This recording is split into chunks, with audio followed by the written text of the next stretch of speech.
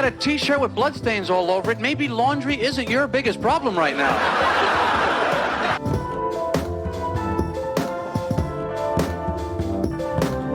I remember the day the candle shop burned down. Everybody just stood around and sang happy birthday.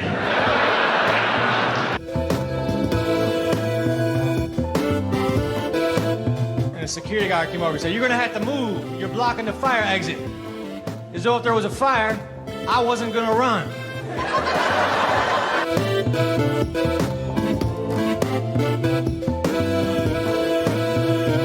You make love to the right woman, Johnny, is beautiful, beautiful. I mean, the last time I made love to my wife, it was ridiculous. Nothing was happening. I looked at her, I said, "What's the matter? Can't you think of anyone either?"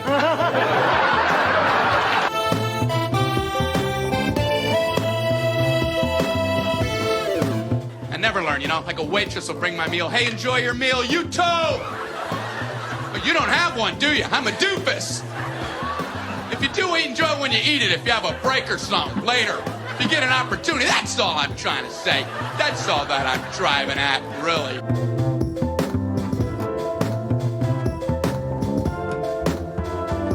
Hello, welcome to Comedy Think Tanked, a podcast with Leonard Kimball and Nick Gordon, two comedians who know how to take a drink and have a thought. Sit back, get comfortable, and enjoy. Now, whether they're ready or not, here's your hosts, Leonard and Nick.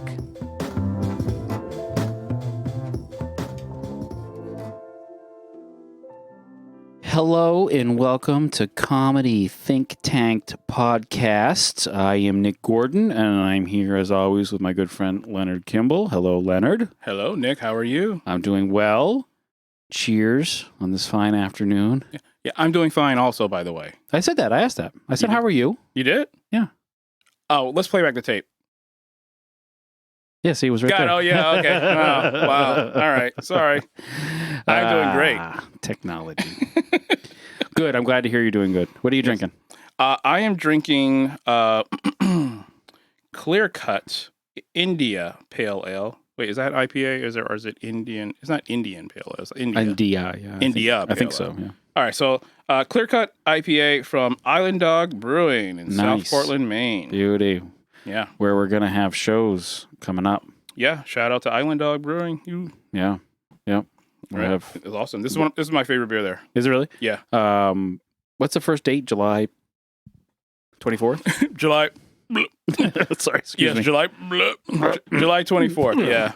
Cool. All right. Be on the lookout, folks, for July 24th at Island Dog Brewing. You've been warned. South Portland.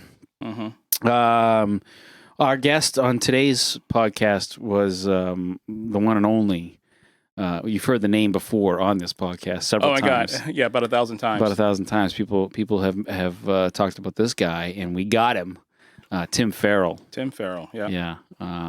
We had a nice long chat with him. And I think there are probably like maybe 14 people in all of Maine who have not taken a stand-up comedy workshop with Tim Ferrell. Yeah, he's the guru. He's the master when it comes to stand-up comedy workshops. In my opinion, in my humble opinion, I've taken 2 stand-up workshops with him and a improv workshop. And really? Yeah, and I think you've done an improv, right? No, I did stand-up with him. You did stand-up with him? Okay. Yeah, a couple years ago. Nice, yeah.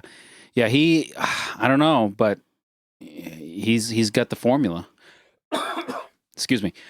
He's got the formula. He knows how. Like he brings you in, and you go. What do you go? 6, 7, 8 weeks in a row on Monday nights or what have you, for a couple 3 hours, and you're forced to write. You're forced to work out what you think is funny. Right. And he helps you hone that into a 5-minute set, and it's kind of amazing because I think the same for you. I wanted to be a stand-up comedian of some sort, and I went and I said I'll pay whatever it is, and I'll go into your workshop and work on some material, and hopefully I get to at least get a laugh at the end of it, and I got a laugh and much more out of it. So yeah, it's good like to take some time to not just get together with friends, but actually get together in like a professional setting with a professional workshop, teacher. Don Hartill has her class, Tim Ferrell has his class. But when you when you take some time to really commit to it and realize like, yes, this is a paid venture I'm on, and you've got 6, 7, 8 other comedians of varying varied experience in the room, and we're all there trying to help each other and get advice from people who know a lot about stand-up comedy and the different things that work on stage, and can give you advice about for rewording things and stage work and mic work and all that sort of stuff. Yeah, right at the beginning of the class, like the very first thing, I recall is him saying, "Okay, here's the microphone, here's the amp, here's the cord that goes to it, here's your stool." Yeah, when you get on stage as a new comedian, don't take the microphone out of the stand. Like, just leave it in there and just talk into the microphone. Position it. This is how you want to position it, so it actually points to your mouth, so people can hear what you're saying. Yeah. And then like when you get to the point of taking the microphone out, you move the stand out of the way, and then little things like that. And it's like, oh wow! And then you watch comedy again. You go back and watch comedy after you do your first couple of workshop classes. And you're like, holy shit, that's the same exact thing. It's so simple. You watch like, dozens of other comedians, and you realize like, oh yeah, they're all doing that same motion, the same 4 little things that every comedian does on stage, or I'll say like 99% of them do on stage.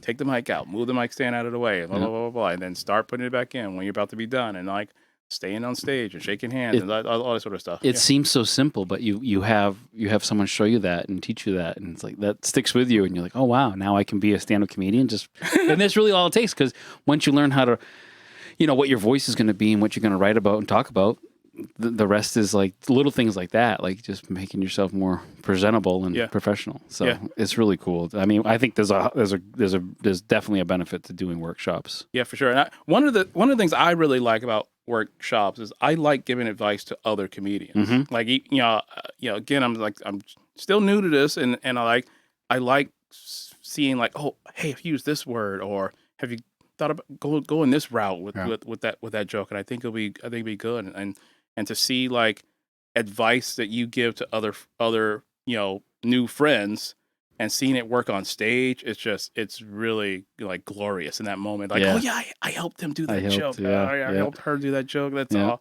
It's awesome. I love having had a piece of different people's careers, air quotes. Like say like, oh, I gave him that tag, or I gave him that idea for that joke, or actually I actually wrote that joke. It's pretty neat to see, and I think everyone, especially in the tight knit community like we have here in Maine, in the stand up community that we have in Maine, it's like it's really neat to see like other people succeed on with your help and such, and that happens through the workshopping process, even like informally, just us like getting together over the course of the last year or so by Zoom, and every once in a while we are able to talk to each other in person and have writing sessions or workshopping sessions outside of the structured setting of a paid workshop with a Tim or a Don or somebody like that. I took a workshop with Tuck Tucker. Now that I think about it, stand up or improv? Stand up. Okay, yeah, I took improv a couple times with Tuck. Yep. Okay. So it's neat. It's neat when these guys who have been around the block for a while, and I mean, as you guys will hear, Tim, he's been around a long while. He's had his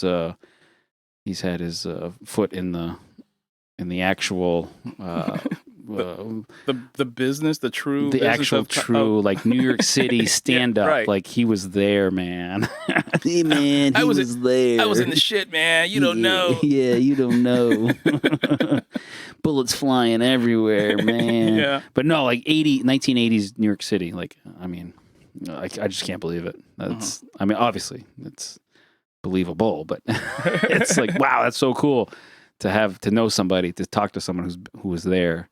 Right. It was an iconic time in the history of stand up. Right, for sure. In that place. So, but anyway, yeah, no, it's really good. What else do you want to talk about? Have you ever, you mentioned like giving someone a joke. Have you ever actually sold a joke to someone? I have not yet been paid for several jokes that I've written. That I feel like now that I've written them and people are getting good laughs on these jokes. Uh-huh. I mean, I can think of, I don't know, I want to say 4 or 5. Oh yeah. different people that or different jokes that are working still to this day. That it's like, if I had just got $20 for that. If I just had $20, I would have a full tank of gas right now. Yeah, exactly. Like but it's not something I ever thought I was. I still even. Do you call yourself a comedian? Like, yeah, I think I do now. I mean, Okay. every once in a while, I'm just like, I'm not quite sure about that. Or so like I call myself a stand-up comedian now. After this long process that I've been going through over the last 5, 6, 7 years, but I still don't consider myself a good joke writer.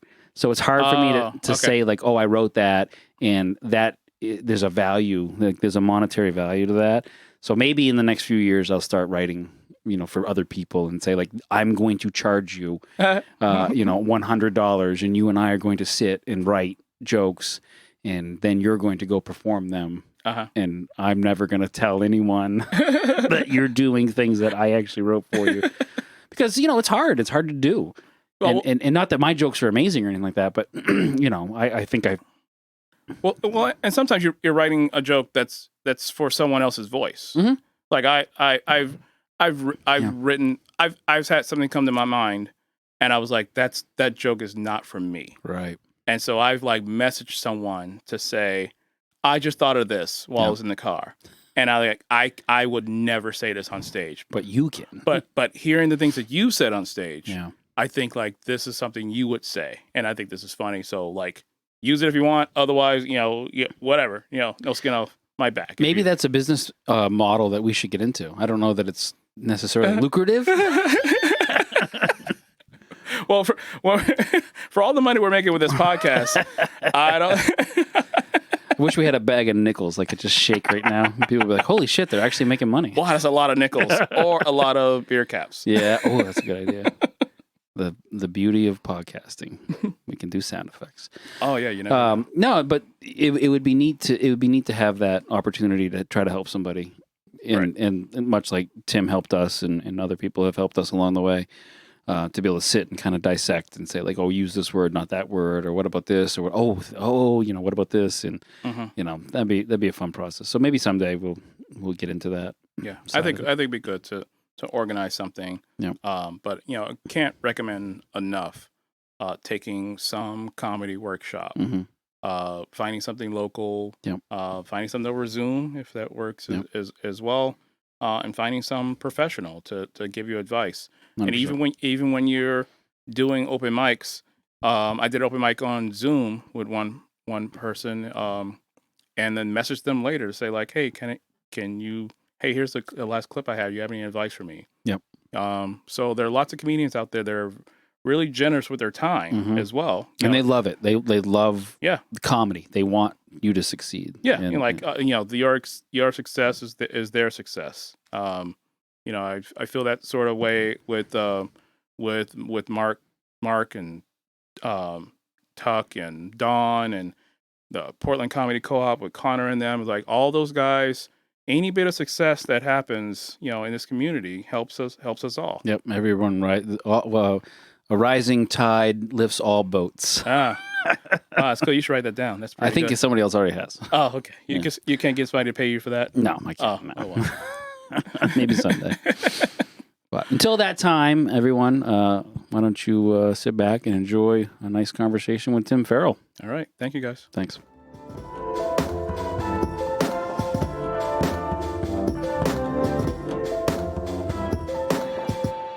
Hey, Tim. How's it going? Swell. It's just swell. Having fun yet? You've been mentioned on our podcast a bunch of times, and we're very happy to be in your home and talking to you. That's finally. Someone's made a huge mistake.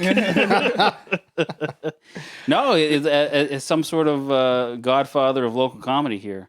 Yeah, I think after you've been mentioned like 432 times, we have to actually sit down and talk with you. And I probably have like 2 more workshops left of me because almost everyone has taken at least one. Right. So.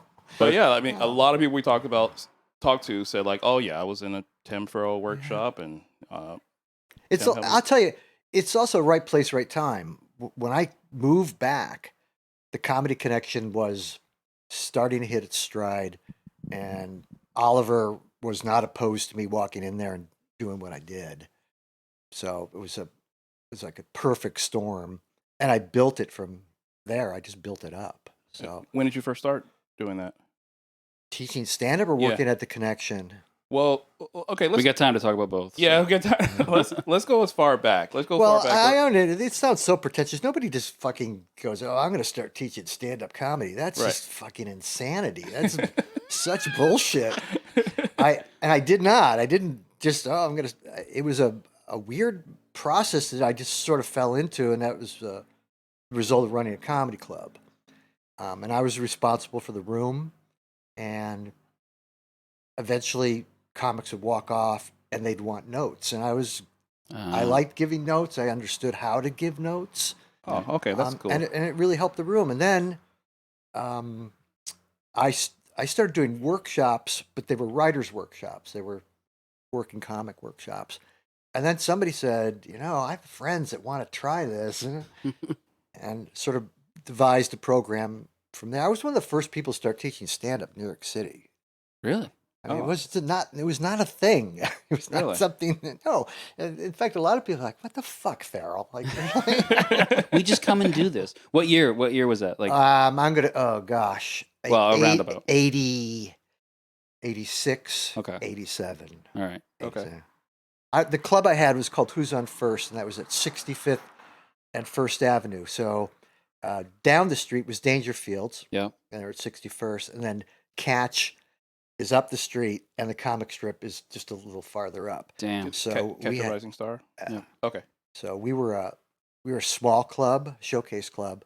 We were open 7 days a week, and we became the place where you could come and work your shit out before you went to Catch or Dangerfield. To like, you just got an extra beat to like work it Yep. through. So that's what we became known for. We were 70 seats, and the space is very similar to the Comedy Connection. Intimate, postage stamp size stage. Yeah. But we ran a really tight room, and so it wasn't hard to sell out. Yeah. On weekends we do 4 shows. So Like Anyway, 2 Friday night, 2 Saturday, or yep. yeah. Who did you work with? Well, all right. Like, how big of a team would you have needed to pull that off 7 days a week?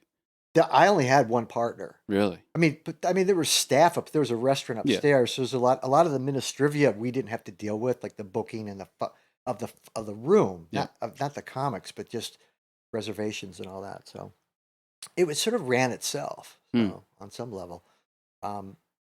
I really learned really quickly that if you put on a shit show, 70 people will walk out of that room and go out of their way to say, Wow. don't go there. Interesting. But as opposed to putting on a great show, like you get like people love to talk about bad shit. Yeah. So we really like we were hyper focused on quality and keeping the room tight, which meant everybody, I don't care who you were, you're on the clock. Yep. And we had a pretty good system for that, and a good punishment system too. Also, so tight on time, but also tight on quality of the comedians. we wanted.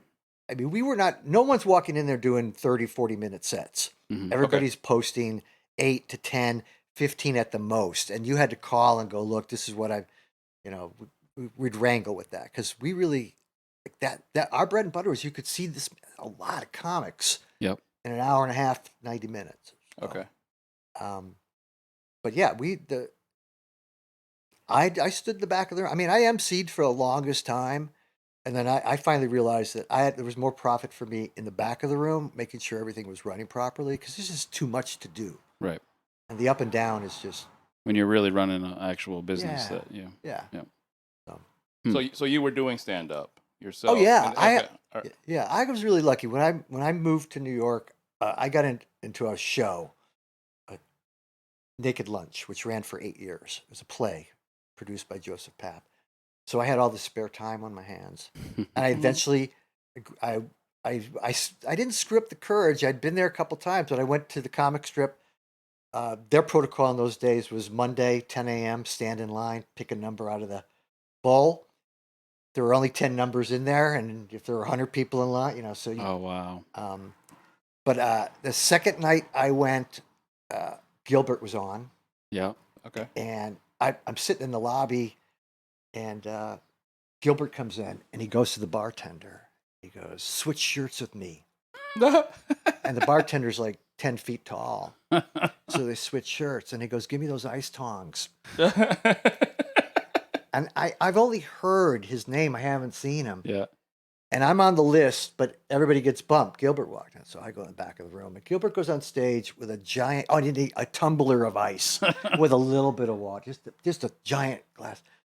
And you can't really tell what he's saying. You hear maybe Vietnam vet, but he's got tong hand, and he's flinging ice. And my eyes are so wide. Yeah. And I'm just like, you can do whatever you want. Yeah. if you commit. Yeah. Like, it was super wild. It was frenetic. And then he threw the tongs down, and he had a meeting with the bricks in the wall. Oh my God. Turned his back to the audience and said, we're in a meeting now. And he did 10 minutes with the bricks. Holy shit. And then he walked off. Like, not even like good night. Just. What was the reaction from the crowd? Oh!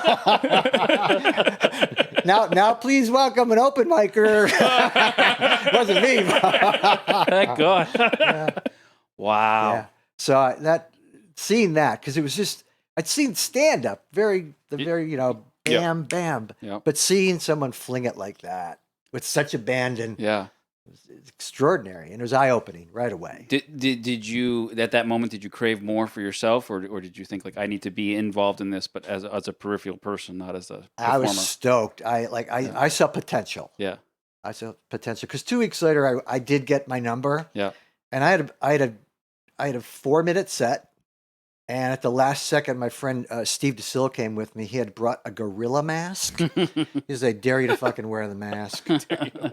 I did. And you did because you'd seen Gilbert 2 weeks before. So the guy who ran the comic strip, his name is Lucian Hold. He's passed away. He's one of the most famous club owners in the country because he's another guy that ran the room and promoted comics. Like, a lot of comics will talk about him. Anyway, I went up and did my thing. It made no sense because the content had nothing to do with the gorilla mask. The gorilla mask. And most of it was about, I had heard a commercial about the Circle Line. And it was just a commercial for the Circle Line, the boat that goes around Manhattan. And it just kept saying that they had snacks and beverages were available. And so my bit was just really about running that commercial, but just putting snacks and beverages available 40 times in there. And it got, it's like one of those, like the first time you've done something, like it just killed. But the fucking gorilla mask, no one knew what to make of it. So I get out in the lobby and I take it off. I'm just sweating. And Lucian walks over to me. And I go, oh God, this is, don't come back. Or he goes, come back next week. Wow. Sans the mask. Oh, yeah. So you were like, yeah, I was going to. It was a bet. And I wonder though if you hadn't had the mask on. You know what I mean? I have no idea. Yeah. But it was, you know what? I think it was like the $10 is what it was. Yeah. I was not making a lot of money yet. Yeah. Oh my goodness. Who else did you run into during that time that people would know? I mean, obviously. Well, that was everybody. Everybody. Yeah. Okay. Yeah, I don't know where to. I wouldn't know where to begin. I could tell you who worked at my club, and I could tell you who took workshops from me. Yeah. But. Well, I mean, people.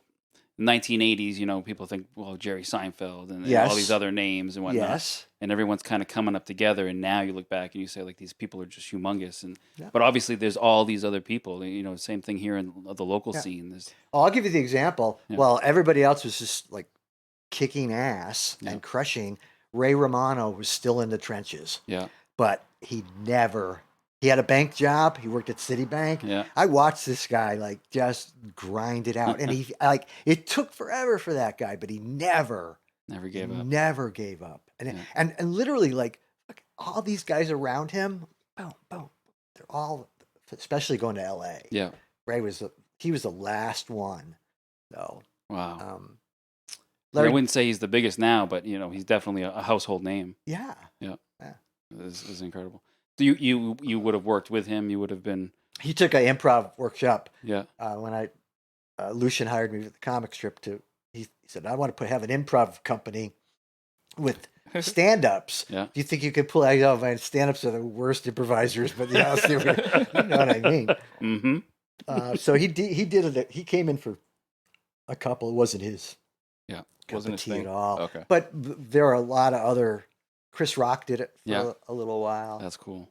Jon Stewart I had in a stand-up class. I Yeah. did not have him in improv. So. Yeah. How was he? He was great. He also smoked Marlboro Reds, so I had a. This is back in the day, Yeah. like when he'd walk through. Oh, I know I'm going to have a Marlboro Red now. He was it's interesting. I think John was a much better sit-down comic Well, he behind the desk. he did make it. But he was. But here's the thing: when you're that likable that early, Yeah. because a lot of it's just this persona thing. And if you're that likable and you're not really like spitting out the A shit, Yep. and still the room is like We can put up with this guy. Right. We still want to Yeah. listen to this guy. Chris Rock's a really good example. I watched Chris Rock at the comic strip for 2 years. His parents used to drive him there. He's like 15. Wow. But Lucian kept putting him up because he could see it. And he like some of it was okay. Yeah. But but there was something about him and you couldn't quite figure it out because he wasn't really hitting. Yeah. But damn, it just like Something's there. Yeah. Part of it was just he was so freaking young. Yeah. Adam Sandler was another one. Holy Christ, I watched some really shitty stuff from him. but he would always go, but I'm a nice Jewish boy. And like he had that already. Yeah. And people loved him. Loved him. I was in the room the night. Eddie Murphy was already in LA and he had an entourage at this point. Because the comic strip was his home for a long time. Yeah. So there's a giant stretch limo out in front of the strip, and I walk in, and there's like, I'm not kidding, 2 guys in giant fur coats, and it's like August. Jesus. And Eddie, and the 2 guys are white, and one guy looks like Ric Flair, like he had like, that wild big grit, Yeah. like. Well, Chris Rock is on and they've arranged a special showcase. Eddie's in the back of the room watching it, and it's funny when like Eddie Murphy stands in the back of the room, like the whole room's like. All the comics stand in the back, and all the comics like go. They all like, got to give him space. Yeah. So, and Chris, he did like 10 minutes. It was okay. Yeah. People were more like, What's Eddie think? Yeah. Yep. And then you watched business in the lobby. Like there was a huddle, and then they all got into the limo, and there was more and then the windows rolled down. You see someone come over. They were doing business in the limo. So 2 weeks later, Chris Rock, they flew him out to L.A., and he was the bus boy in... Oh, yes. No, he was parking cars. Yes. What movie is it? It's a Murphy vehicle. Yeah. I can't think of it now. But that's... If I knew you were going to talk about that, Sorry. We'll fix it in post. Yeah, we'll fix that in post. No, but I think everyone there's a documentary that outlines this. It's on Amazon Prime. But what was it had to be an Eddie Murphy movie. It was an Eddie Murphy movie. What? 48 Hours was it? All right, what was the one where the rich and poor? Oh, that Trading was Places? Trading Places. Yeah. Oh no, it couldn't have been that. No. It was. Might have It been was a cop. Beverly. It was Beverly Hills. It had to be Beverly Hills Cop. Beverly Hills Cop. I bet you it was. one. Okay. Yeah. And Eddie's driving like a dump truck or Yeah. cement truck. Right. And Chris has to park the truck, and Oh. he gets a line in it. Yeah. So they took him out just to put him on they put him in the movie. It was more about putting him on stage consistently. And a few weeks prior to that, he was doing his first 10-minute spot at the comic strip. It's like, well, not literally, But yeah. Yeah. I mean, it was all like Lucian saw it. Yeah. And Lucian was, brought Eddie to the game, and I'm sure there was all this. There was a lot of conversations. Yeah. So anyway, That's crazy. And you were in the room. yeah. What was crazy was like watching them do business at the bar, a couple tables over, and then out to the limo. Like, and now like we're all like, I'm not going home. We got to see how this ends. And then the windows would roll down, people were talking, and then they come out and they're back in. Oh man. No one did, but little like a couple days later, Chris is gone. That's crazy. That's great. Did you know Dennis Wolfberg? Yes. Now, my Dennis Wolfberg story is when I first saw him, he definitely half his set was guitar and music. Oh, interesting. And he was really loved. Yeah. He was really loved. And then all of a sudden I was watching him and he had the guitar and he wasn't doing anything with the guitar. Just brought it on stage. I've always dreamed of doing that. And this went on for 6 months and Lucian finally said, "Hey, Dennis. Get rid of the guitar. Get rid of the gorilla mask." And he was like, "You're right. I'm not." Yep. That guy passed away bad. Yeah. That's a sad story. But that was another one. Like I think he still had his day job when I first saw him. He was teaching school and like all his materials about teaching in the Bronx, teaching tough kids. Yeah. Oh, wow, that's a good one. Yeah. No, thank you. I don't know, student of comedy. Yeah, he was one of the early staples at the. But I always think about people like him that have that interesting inflection, something about them, and his voice. Yeah, he had the best voice, and it was unforgettable. That was his. And how he would scrunch up his face. Get all worked out. Yep. And you think to yourself, as a fan, as somebody watching comedy, you think like, how is this how that person really is, like day to day? And 9 times out of 10, no. Yeah. You know. I'm impressed that you got Dennis Wolfberg in there. Thank you. All right, podcast is over, guys. Nick's pretty impressive. No, wait, I think we could talk about the history of stand up comedy for hours on end. And I know. I didn't go on too much about it. No. It's perfect. That's kind of why we're doing this whole thing. So then you came to Maine, or is there more in between? Like so. We all know you as a stand-up teacher, but so you started doing that down there in New York, and working with these guys. I got involved. I also was. I worked for Comedy Central for a little while because I was around when the Hot Channel, and the Comedy Channel merged. Mm-hmm. So, and there were like 8 people. So I got to work on the Alan Havey show. I got to work with Scott Carter, who then he just quit Bill Maher. He did Bill Maher for the last whatever. Yeah. 9,000 years. Quite a long time, yeah. So I got to do that. I don't know. Where did I just go? Well, Comedy Central. Again, like people like Joe Bolster. Like we got all of a sudden people were getting opportunities. Like Joe Bolster sort of created a little mini sports program within there, which ended up like ESPN eventually grabbed up Bolster. Wow. Nick Pacai, who was Alan Havey's sidekick on the Alan Havey show that I worked on. Nick Pacai, like, bam, he got all these kind of hits. They were both like comedy sports guys. Yeah. They got out and they made a ton of money. I grew up in Chicago. I'm a Second City kid, and I had 2 friends that went there. And when I moved to New York, they threw a dart at the map. Like, I'm not kidding. Like, they were madly in love, and let's be adventurous. And it landed between Boston and Portland. And Tom Anderson of Abrams and Anderson, now let's try Portland. So they moved up here when I moved to New York. Wow. And so they were, Google them. I don't know if you can even find it, but they were like the only thing in town. They were improv duo. Yeah. Who were Second City trained, and they were just killer. Duo. Yeah. So they were running this place up here. And I was good friends with them. So that was my connection. Like People's Express was like $25. Like they used to have these like New Year's Eve Portland shows. Yeah. And so they just call me and go, "You want to come up here and cause trouble?" So that's how I started to get to know Portland. Yeah. Fucking awesome. Yeah. And then there was like those summer festivals. I would come up to perform for those. Mm-hmm. Then I I did a couple of workshops. I met a girl. And then I realized that we were I wanted to start a corporate entertainment company, Laughing Stock. Yeah. That this was the place to do that, as opposed to like New York. Right. So the operating costs Far lower. So here we than- built it. We built it here. Our first real big gig was LL Bean. Yeah. And that's where we learned to customize, Mm-hmm. because we had 2 weeks before that show. It was just improv. We're going to do a 45-minute after dinner show for LL Bean, their executives. Okay. And we had time on our hands. So we started looking at the catalog. And then we called the person who hired us. We started asking questions.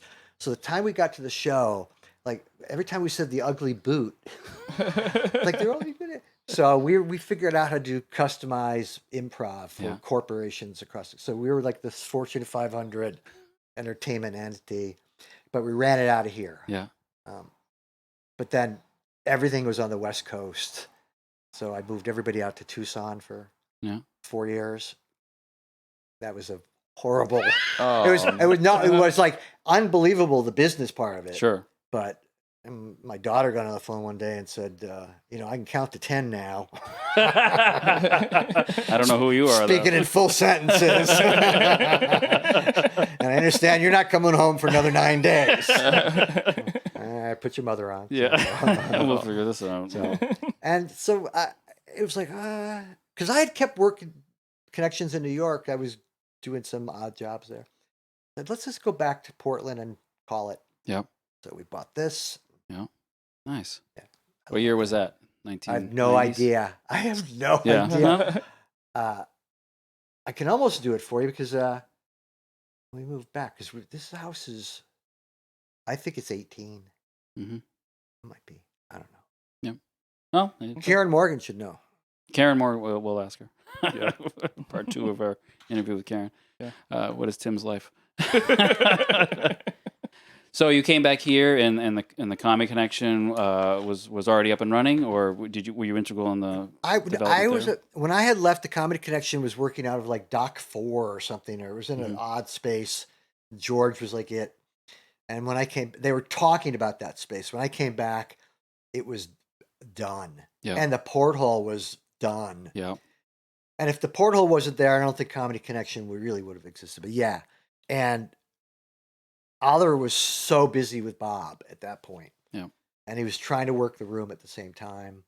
And I just went in and look, I just need a place to teach. And in exchange, I'll give you graduation shows. I'll sew those out. Yeah. And I'll split them with you. Yeah. And he went, okay. Sold. And after a couple of those, he's like, wow. This works. Well, all of a sudden we had a bunch of comics. Yeah. And because they were only doing Friday and Saturdays, 2 shows Friday, 2 shows Saturday, and then Thursday was like a fake showcase that they would bring the headliner in to do radio on Friday and Thursday. And then I just saw all this, like, I know how to run a room. I know how to corral comics. I know how to evaluate them. I know how to put them on stage and not have them hurt the room or hurt themselves. Yeah.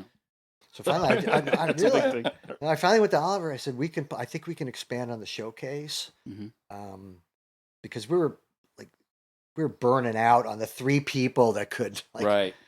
And that worked. And then we moved to Wednesdays, and then we had a Tuesday, and then we had a Sunday. Wow. And it was exhausting, but it was exciting. Because I had to be there. Like you cannot not be there. Right. The minute you think you can't be there is when something happens. That's when the fucking shit will happen. Yeah, we've learned that. It was a great relationship. Yeah. And then Oliver said, "Do you want to take the room over and book everything?"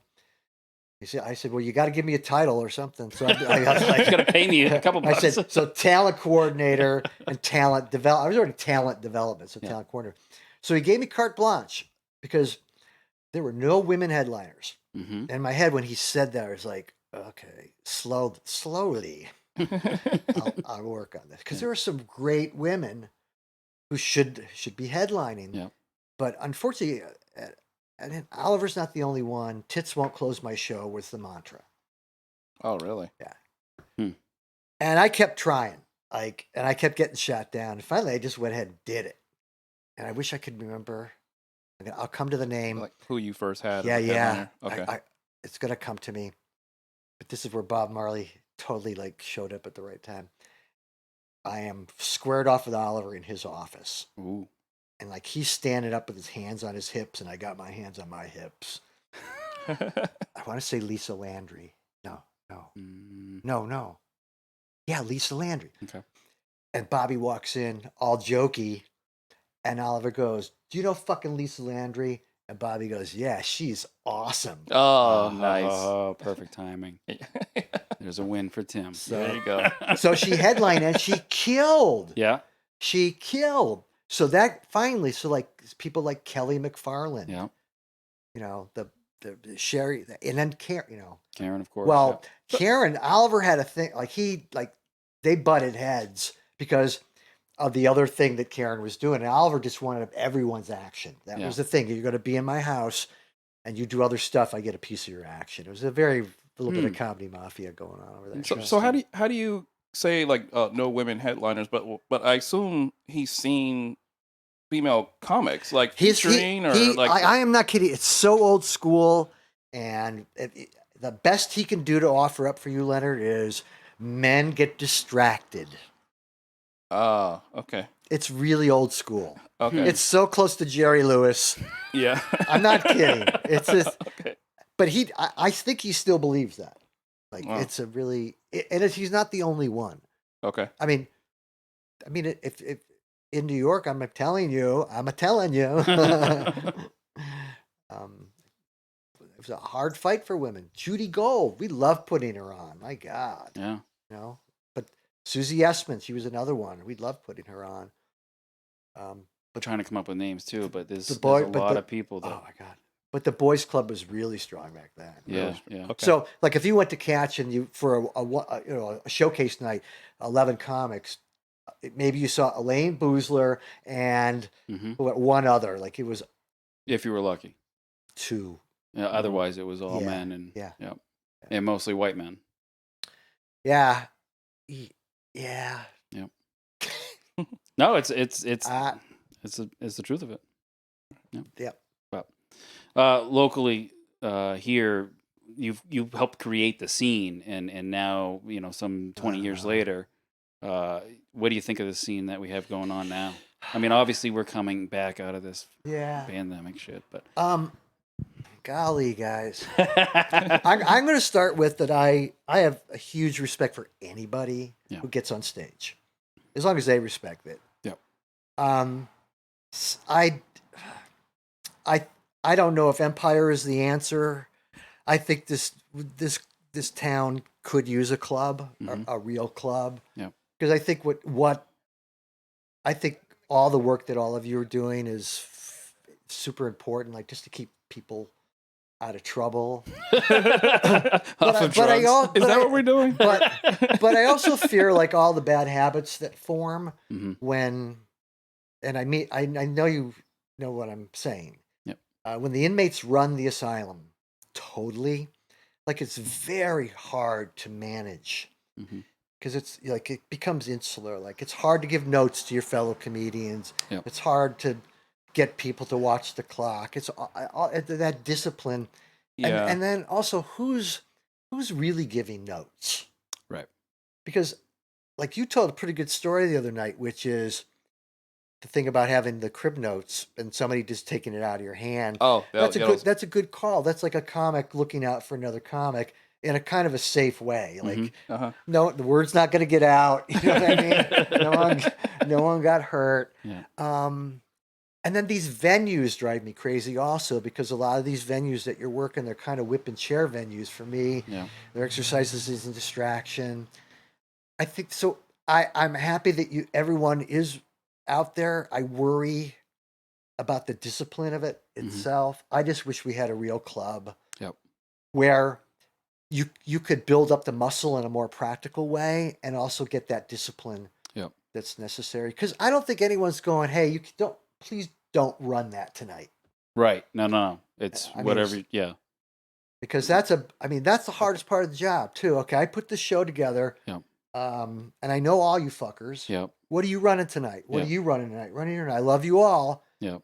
dude, you run that every fucking night. Right. There are 9 people in the audience that saw you 2 weeks ago. Oh, Now, audiences do find comfort in repeat, but They do. I'll admit, every time I've seen Bob Marley, he could do the same stuff, and it's just funny, anyways. You know, our good friends, Johnny and Tuck, who we've talked to, they have a solid 20 minutes, and I've told them both I love it because I know what's coming next, but I still laugh. Yeah.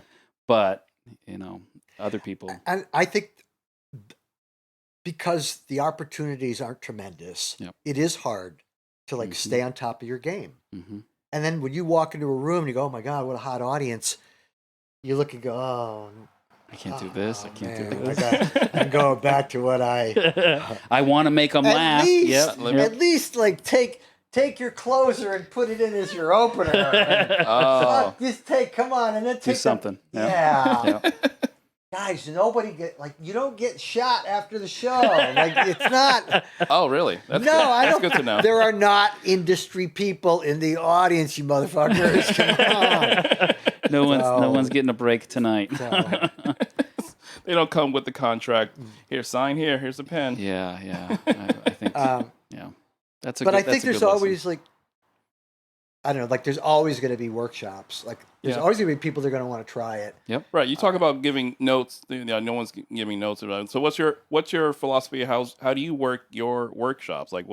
What's like your sort of your end goal? I guess when you actually have people taking your workshops. Well, I start with the 5. I feel like the program is engineered. I can get 5 minutes out of just about anybody if you'll work with me. Mm-hmm. Okay. If you'll surrender. But it takes that, and it's not just 3 hours on a Monday. It's you live with this thing. You guys know. Oh, yeah. Especially with Nick, that we have to start engineering calls halfway through this thing. So it's not just 3 hours on a Monday. Yeah. But I try to get everybody to just be really self-indulgent the first 3 weeks. Mm-hmm. Just big brain dumps. I don't want anyone trying to craft comedy. Yeah. I want people to write their stories. This is what drives me crazy. This is what I love. My uncle, my family, my work. Have you ever noticed? I can't stand birds. Whatever. And then just come in and this. Yeah. The biggest part is just getting people to just go, all right, I'm going to fucking go up here. I'm going to read from my notebook and I'm just going to do that. I'm not going to judge it. I'm not going to put a bunch of commentary in. I got work to do, guys. You got to just read. So the first 3 weeks is just rip and read. And I am just taking notes ferociously. If you got a good group, and usually it works that way, there are people in that room that see stuff that I don't know at all. But that's the beauty of the workshop. People start to see, wow. Get to know each other. Well, yeah, but you start to see stuff that works for somebody else. Yep. That's a great process. And some of these groups, holy cow. I mean, it's there's a really great give and take. So, and then somewhere, towards the latter part, we start to commit, start to put it in order. And then and then the other, that weird transition, get it off the page, try to get it, make it come. It's got to be conversational. It's got to sound like I'm just talking to you guys. I'm just talking. I didn't memorize this and then I regurgitated it. So, it's a lot to ask. It's a lot to ask. Yep. And it's set up, it's for an invited audience, but I think that's so fucking treacherous. I never tell anybody that, but you invite your friends and family. Yeah. They have the highest expectations of anybody. If we brought in strangers, you'd be better off. Oh, way better off But the reason I think it works so well is that you invite your friends and they come, and all the other people in the workshop, those are there, a bunch of strangers seeing you work. That's true. Yep. So I think there's good. And when you did it over here at the Mad Horse, the 2 times that I did it with you, what a great space you provided with the way it was set up, and you felt like you were actually in a comedy club in New York City. And well, that black box does with the curtains, and you can focus the lights, and transforms you in that moment. If you never do it again, you're a comedian for that 5 minutes. Right. Because the weirdest one I ever had, I think Turcotte was in that one. Mm-hmm. It was I did at the Asylum. Oh, jeez. After one of the renovations. Yeah. This is what it was, just a giant football stadium. And I don't know how I did this. but I had a Monday and a Tuesday. I had like 25 people total, 2 full groups, Monday and Tuesday. Lucky I had that place. Yeah. It's called the Sunouts Aura, Yep, or whatever it is. yeah. Graduation show. They set up the whole. There were 8 tops across the whole dance floor, and that giant stage there. Did you see it? With Yeah, the I've seen it. Yeah. giant like sound monitors, like cut off your feet, half Yep. your body. Yeah. Well, I fucking think it was sold out. So there's like 500 people. Holy shit. But it's not like that's not good for comedy. Not for first timers. It's not if you, because you could see. Yeah. Like there was no screens or anything. There was no projection. Yeah. So like the first 3 rows, you could kind of figure out what people were doing. You could hear it, but Yeah. like it's Huh. just like that intimate is always the better shot. Empire's sweet now. It is nice. It's got Yep. the stage is well lit, and it feels relatively intimate. We're very hopeful that can. Oh god. Yeah, and Can that holds come like around, but- 50, 60 people. What's I think- I I think a don't- maximum maybe. Yeah. It's got that open floor. I don't know what the load limit is. I know they could get. I did one in there. I did a graduation show in there when Billy Umble owned that place, and they almost called the fire department but, because they ran out of chairs. Yeah. So now it's a graduation show where it's 120 degrees, and they have 15 graduates, and I can't go like Yeah. Pick 'cause up they the don't- pace. They No. don't know. Oh man. They're like, we're gonna get shut down. Let's go. Hurry up. Or worst case, the floor is going to cave in on the Chinese restaurant. Yeah. Would if you could build your dream comedy club, would it be similar to a comic strip or Comedy Connection? I'd take the blueprint from the Comedy Connection. Would you? Yeah. If you got, That's like 70 seats. What was it? we could do 110. 110. But it's more than the number of seats. It's about how that room It was is laid out. Oh, okay. Yeah. If just, I mean, I could draw it for you, but it's Mhm. basically just a classic box. Yep. But tiered really beautifully, and then the 2 tops, and then the long 10 tops, Yep. coupled together. The was like the sight lines were perfect Yep. in there. There was not a bad seat. There may be a couple of ass 2 seats right on Yeah, the periphery, yeah. right, but There were. it was so many comics when they wanted to record, East Coast comics would call us up and go, can I grab a weekend? I want to record. Wow. And we would try to do that. We would try to accommodate that because it was good for us Yeah. Sure. to be known, but something about and it was low ceiling. Yep. Low too. So ceiling. that was a room where like if one person laughed, like it had a really hearty laugh, Mhm. Oh, that that enabler. Yep. right. That's syndrome. awesome. That moment. It would Like, pop off the rest of the room. yeah. How high was that stage? Was it like maybe Oh a my foot? god! And it was like half a foot. Half a foot, It was yeah. tiny. It was insane. We could Yeah. get, well, like I can remember like a graduation curtain calls, where it's just a horseshoe, and improv. We would do improv with like 8, 9 people on there. Jesus. I know, and you just like Tuck Yep. with Tuck, who's like the most physical improviser, and this other guy, Rich Davis, who would launch himself into the audience and hope. But people would like if you did improv on that stage, people were fucking impressed. Yeah, I bet. Yeah. You had It to was have, tight. you had to have control though. You couldn't just. I one of my not regrets, but obviously timing wise, I just couldn't do it. But I wish I could have performed there at least once, because I remember going to shows and being like, "This is amazing. Yeah. I have to do this." So it just got that feel. Mhm.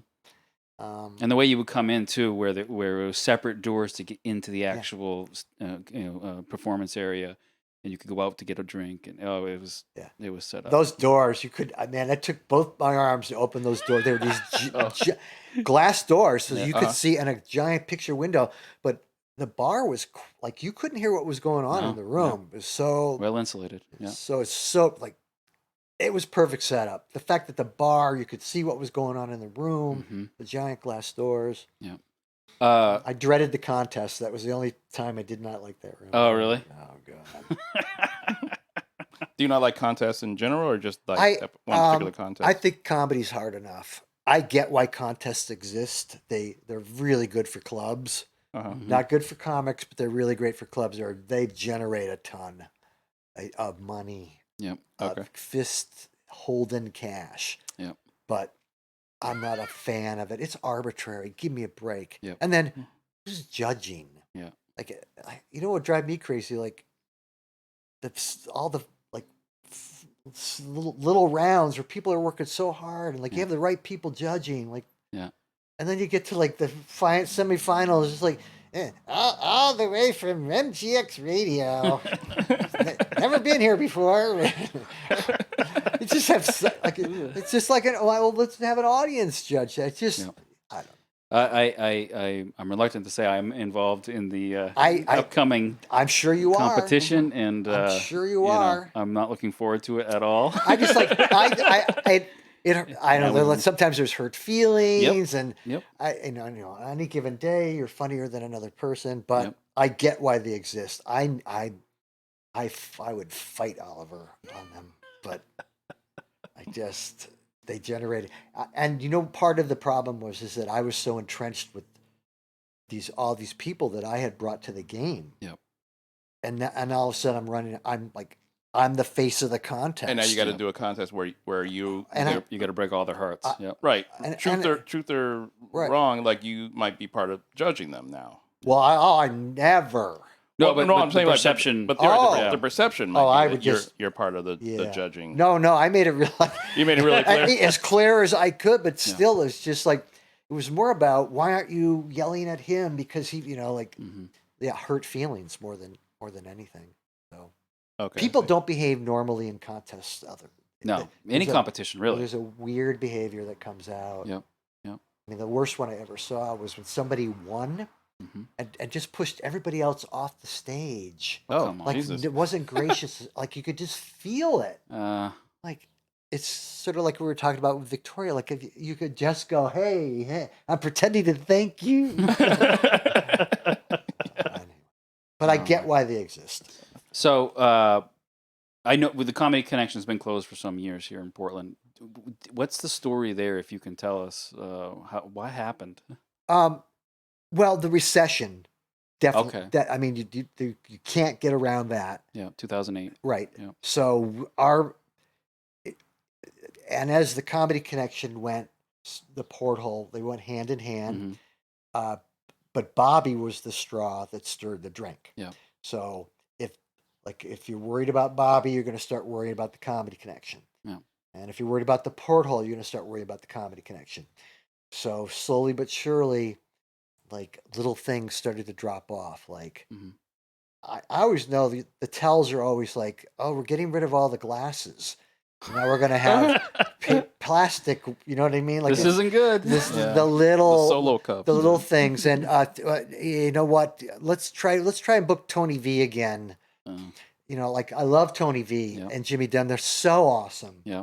But you can't put Tony V on twice in a month. Right. So and then Bobby's stretched, so you can't get that Bobby weekend in there. That would always always sell it. And then it rained an entire summer, so the deck. Yep. Then they fired somebody at the port. Then the rats.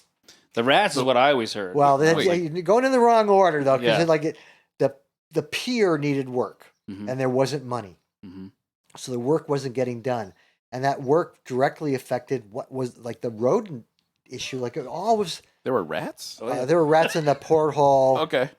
This is on the waterfront, like on the water. Okay. It was wharf and then rats. basically what happened was,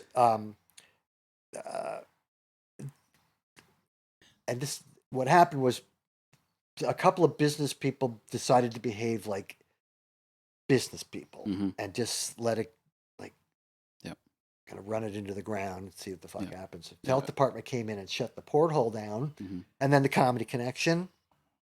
And that hurts. Yeah. And then the word got out. Yep. So even though we reopened, there was a huge shift. And I just went, goodbye. and they tried, and I tried to help them transition, but it just got really fucking sad in there. And then it's like, I walk in and like Rich Pickford, who I love, like he's running everything. And I go, who's that guy? He goes, oh, that was we used to have this guy, his name was Felon. Al Fallon. He was a real character.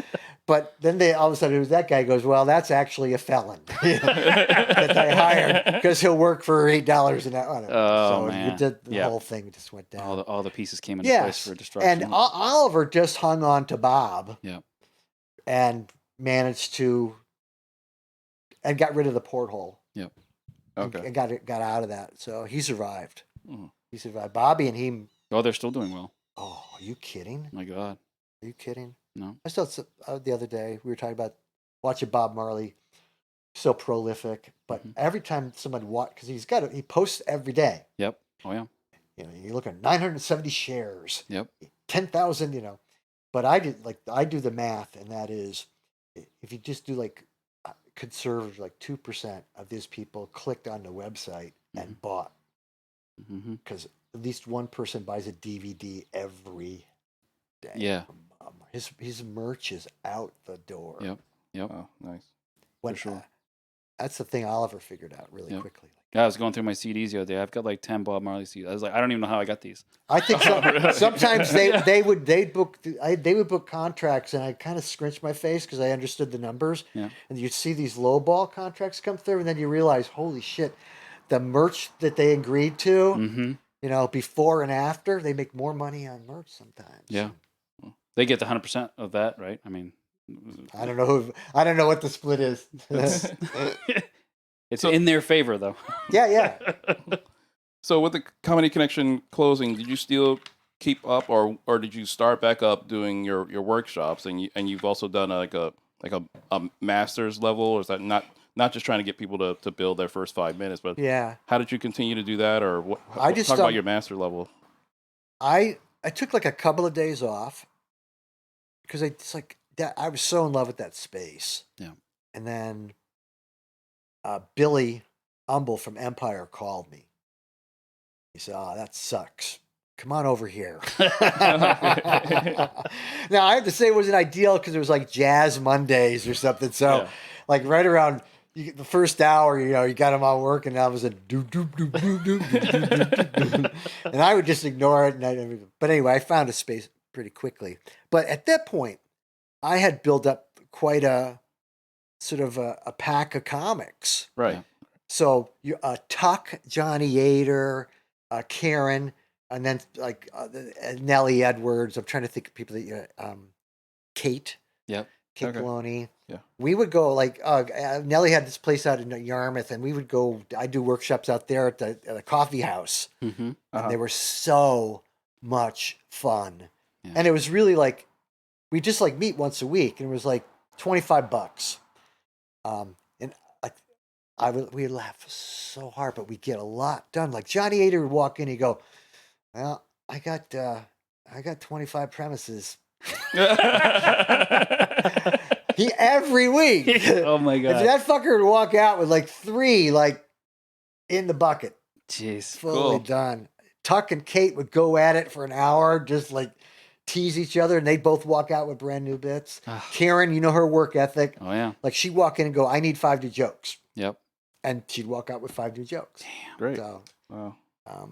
and that was super informal and fun. Yeah. It was no pressure. No pressure. God, that's a wet dream right there to go do that every week with heavy hitters like But that. I think there's potential there. I think there's enough people that are interested. There's a discipline to it. Yep. And it's not just a regular,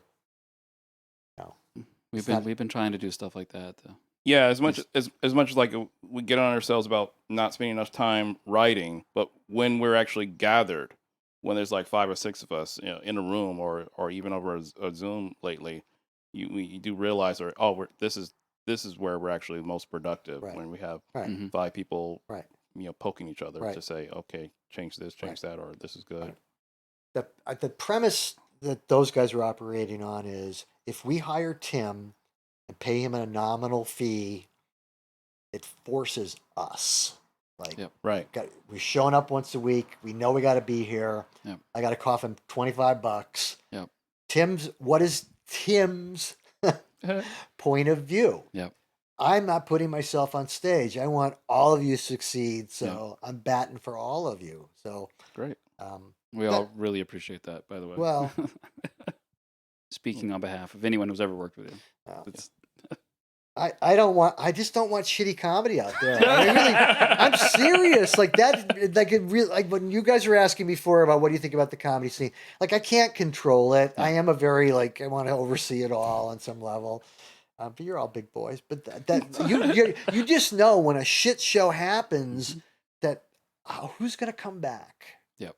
And I just want people to be thoughtful about it a little bit. So. I get it. Understandable. Well, we'll carry that torch. Yeah. So we like to end our interviews with a segment called "Curse the Darkness," and there's a Chinese idiom that goes, "I'd rather light a candle than curse the darkness." So it means like, I'll do something about this issue instead of just bitching about it.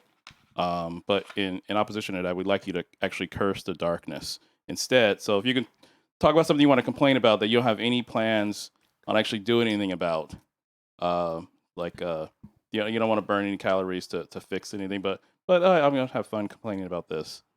So we like to end our interviews on a high note. It's a therapeutic, exercise. So is this like, because I walk every day, but if you ever catch me counting my fucking steps, please shoot me. Is that because I do? Yeah, sure. Yeah. But when people say, "Oh, you walk," oh yeah, and they go, how many steps you do today? No, they go 10 million. No, but that really, like, it's a weird thing to me. So that's mine. Fuck you. I like why I always like walking. 1, 2, 3, 4, 5. But they don't count unless you're counting them, though. I mean, that's the problem. Well, there it is. Yeah. Just like calories too. There it is. I just went for a walk, and the first response is, "Did you count something when you?" Yeah. Oh shit, I forgot. Oh, did you bring your smartphone or your smartwatch with you? I could probably do better. I don't like when you launch these things. No, that's perfect. That's perfect. good. We've talked quite a bit. So That's good. Appreciate your time. Sure. Yeah. Unless there's something else that you have that you have to get off your chest, but no. Well, I can't read. I might as well let everyone know that I've been pulling that off for quite a while. That's pretty well for yourself. It's one of the businesses where you don't have to officially be able to read, but you can kind of pretend.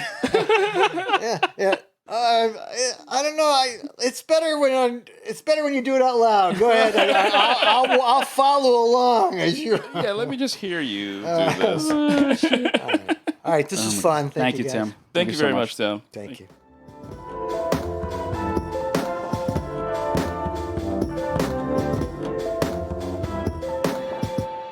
That was Tim Ferrell, everyone. Thanks so much for tuning in to this episode of Comedy Think Tanked. God, it was a great time catching up with Tim. Really enjoy hearing all his stories. Yep. Keep an eye out for Tim's workshops. Really can't recommend it enough. He does a fantastic job of teaching people who are new and old in comedy, and it's really a good experience to take advantage of. Yeah, absolutely. They're hit or miss. I mean, it only happens every couple times a year, maybe.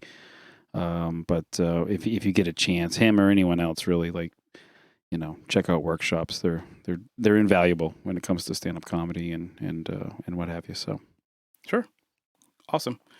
Thanks again to everyone who listened. Tell your friends and follow Comedy Think Tanked wherever you can. Be sure to give us a 5-star review on Apple Podcasts. Find us on Instagram at Comedy Think Tanked, Twitter at Comedy Tanked, and our website, comedythinktanked.com. Email us at comedythinktanked@gmail.com. Thanks. Thanks. Thanks for listening. I think you did a great job. I think you're great. Yeah. No, I really They call me One Take Kimball. One Take Kimball. Thanks for listening.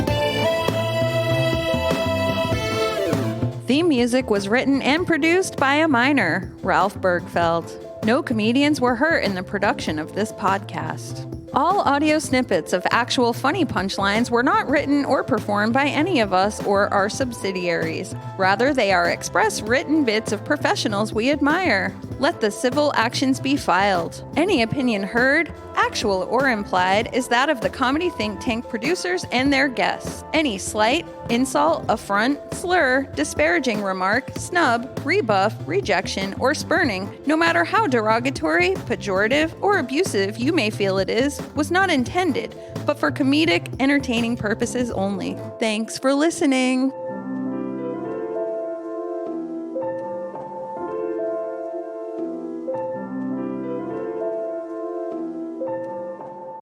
I wonder how many people listen through to. I wonder if everyone's kind of caught on. The listeners who do listen, I wonder if they've caught on that there's a gag. They're fucking better.